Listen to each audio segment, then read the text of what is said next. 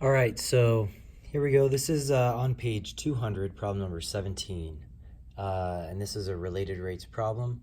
And of the different types of related rates problems, this is a shadow problem. So let's go ahead and read what it says. It says, a man of height 1.8 meters walks away from a 5-meter lamppost at a speed of 1.2 meters per second. So he's walking this way at 1.2 meters per second. And it says, find the rate at which his shadow is increasing in length. So find the rate at which his shadow is increasing in length. All right. So here's what we got going on. So with the man walking away from the light source right here, the shadow is formed by the angle as that light comes down and it hits his head, and then it's going to create this shadow right there. Okay? Now, let's call that, because we want to introduce variables, I'm going to call this length, the length of his shadow, I'm going to call that S.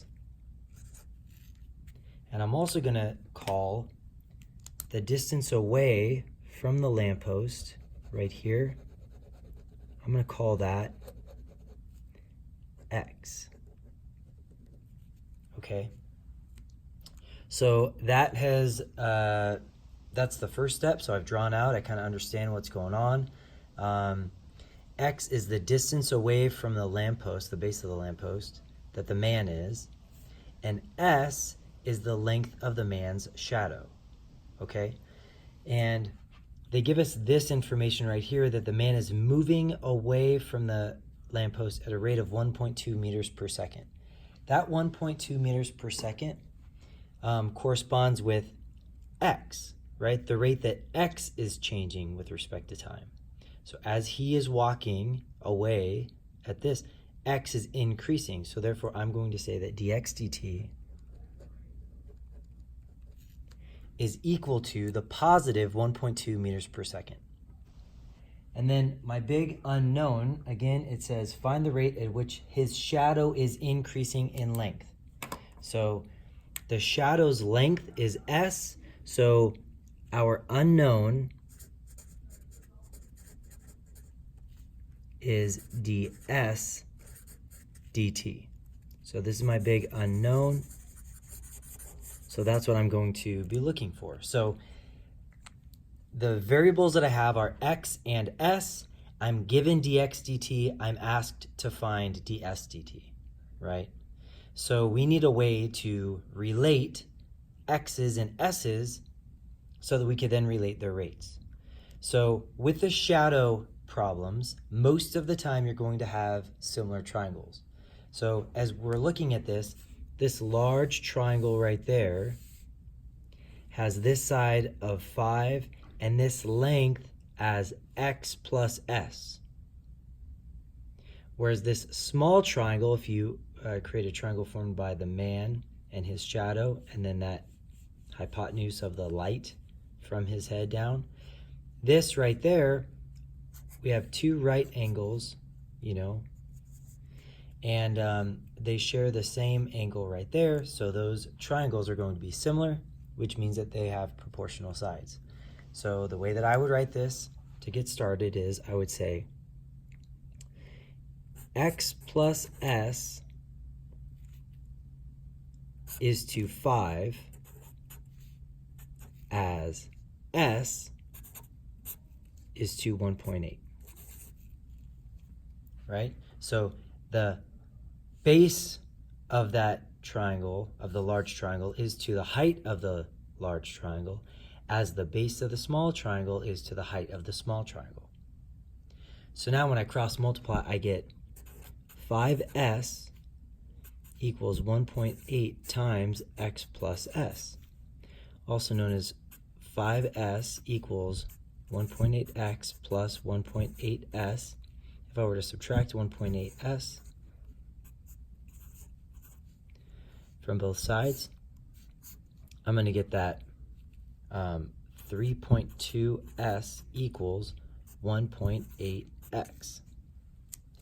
Now I have related the variables x and s and simplified a little bit. But now what I can do is I can implicitly differentiate with respect to time.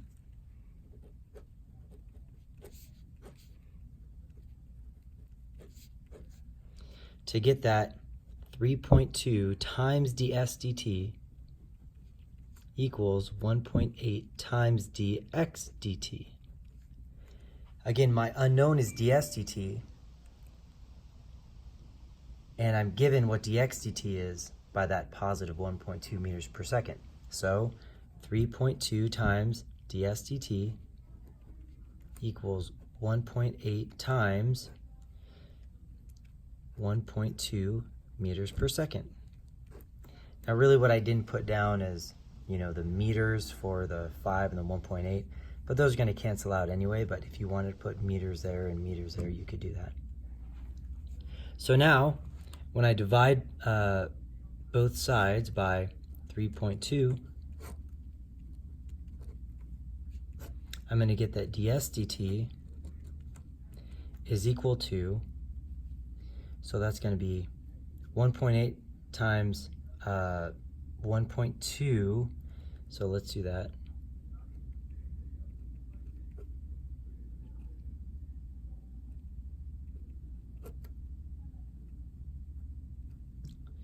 So 2.16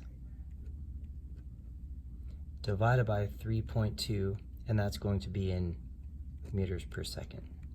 Okay, so you would just, plug that in, do that, and get that decimal approximation. So put that up there. So there we go. I don't have a calculator handy to do that, but that's what you would do. Now, let's go back and look at this and talk about another question that they could have asked. So what they just asked was let me read it to you, find the rate at which his shadow is increasing in length. So that's just ds dt, the rate that his shadow is growing. What if they asked us to find the rate at which the tip of his shadow is moving? So again,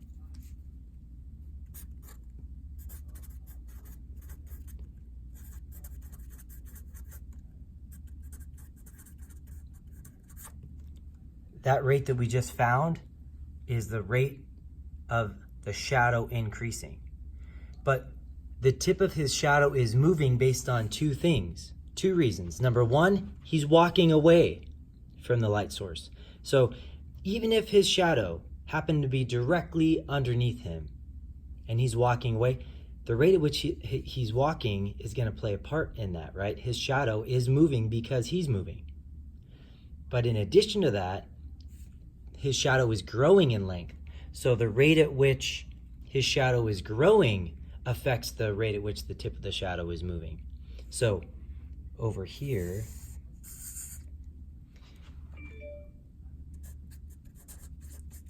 the tip of his shadow is moving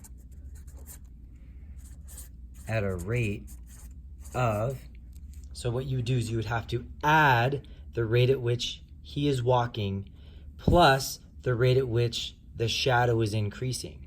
So this would be 1.2 plus whatever this happens to be, 2.16 over 3.2, and that's meters per second.